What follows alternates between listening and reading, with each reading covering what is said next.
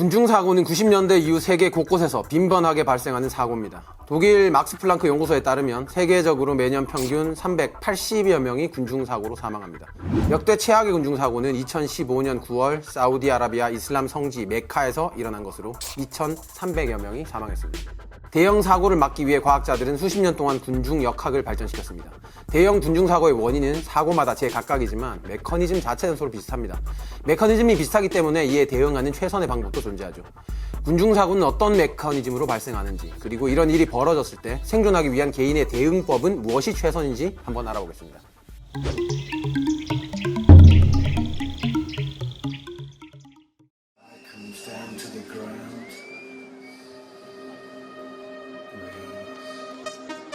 2010년 7월 24일 독일 뒤스부르크에서 열린 뮤직 페스티벌인 러브 퍼레이드에 수십만 명이 몰려들었습니다. 군중들은 행사장으로 들어가기 위해 240m 길이의 좁은 터널을 지나야 했죠. 군중이 끝없이 몰려들자 경찰들이 막아섰지만 축제의 열기에 흥분한 사람들은 이를 무시했습니다. 1시간쯤 지나자 터널 속 군중의 밀도는 급격하게 올라갔죠. 술에 취한 수천 명의 사람들이 옆에서 테크노 음악에 맞춰 춤추는 사이 앞에 가던 사람들은 의식을 잃어가고 있었습니다. 21명이 사망했고 651명이 부상하는 참사가 일어났습니다. 컴퓨터 사회과학자 디르크 헬빙 교수는 참사 영상을 컴퓨터 알고리즘으로 분석했습니다. 군중 개개인의 위치와 속력을 45분 동안 추적했죠. 군중의 움직임은 세 가지 국면으로 명확히 구분할 수 있었습니다. 첫 번째 국면은 지속적인 움직임입니다. 군중들이 기본적으로 일정한 속도로 걸어가는 단계죠. 그러다 밀도가 증가하면서 두 번째 국면으로 바뀝니다. 가다 서다를 반복하는 단계죠. 여기서 밀도가 더 증가하면 세 번째 국면으로 급격하게 전환됩니다. 바로 무작위적 움직임이죠. 이 세 번째 단계를 헬빙 교수는 군중 난류 혹은 군중 지진이라고 부릅니다. The crowd disaster was caused by the phenomenon of crowd turbulence. People cannot move freely and are squeezed between others. People are pushed around. And this is also a situation that turns out to be little controllable by even hundreds of police, because the forces can be sometimes as big to tear down brick walls. This is dangerous and people could die any moment when crowd turbulence occurs. 군중 밀도의 결정적 한계치, 즉 군중 지진을 일으키는 한계치는 1제곱미터당 7명입니다. 이 정도 군중이 밀집하면 압력이 극심하기 때문에 사람들은 숨쉴 공간을 찾기 위해 모든 가능한 방향으로 몸을 움직이게 됩니다. 이는 생존을 위한 당연한 행동으로 군중 지진이 발생하는 건 그 누구의 잘못도 아니지만 밀도의 한계치를 넘어서면 군중 지진은 피할 수가 없습니다. 이때 사람들은 개별적 존재가 아니라 한 덩어리로 뭉친 유체와 같이 움직이게 됩니다. 모든 사람의 몸이 밀착한 상태여서 아주 작은 움직임도 군중 전체에 엄청난 영향을 미칠 수 있죠. 마치 두 암석판의 밀도가 엄청나게 높아지면 아주 작은 균열로도 지진이 생기는 것과 같습니다. 이때 사람들은 폭력에 가까운 압력을 받습니다. 충격은 사람 사이에 쉽게 전달되죠.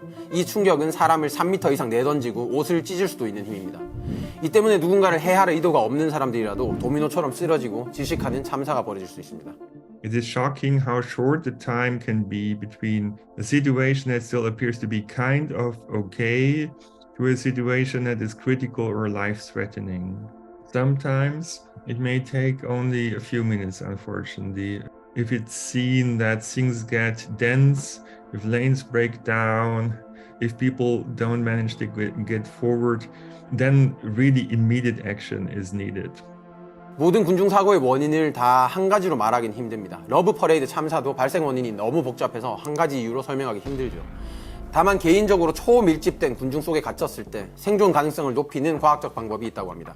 독일 막스 플랑크 인간개발연구소 메흐디 무사이드 박사는 이렇게 제안합니다. 우선 당연히 군중 밀집 지역을 피하는 것이 가장 좋습니다. 군중이 특정 방향으로 몰려들고 있다면 이곳을 어떻게든 벗어나야 되죠. 만약 주변에 넘을 수 있는 울타리나 벽이 있다면 그걸 넘어서라도 피하는 걸 권합니다.